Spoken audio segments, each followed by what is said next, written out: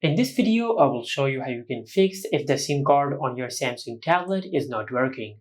Now to fix this issue, first of all, just open the control center on your tablet, and from here just tap on the airplane mode icon over here. Then wait for a few seconds, and after that just tap on the airplane mode icon one more time and turn it off. And by doing this, you will do a quick network refresh on your tablet.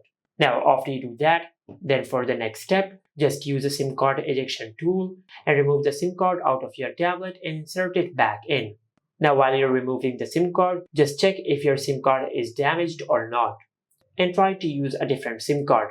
If a different SIM card worked on your tablet, then this indicates that the issue is with your SIM card. But if you have done that and if this did not fix your issue, then just follow the next method. For that, just go to Settings, and under Settings, just scroll down and tap on General Management. From here, just tap on Reset.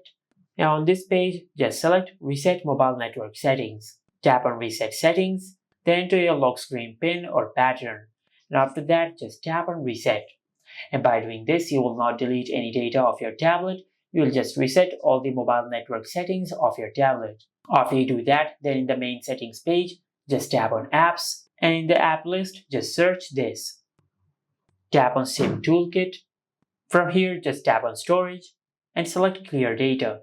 Tap on Delete, and after that, just go to your home screen and perform a restart on your tablet. To do that, just open the control center and tap on the power icon. Now just select Restart. And after the restart process is completed, then just check if your issue is fixed or not.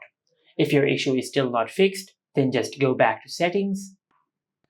And from here, just scroll down and tap on Software Update. Tap on Check for New Update and check if you have any software update available or not.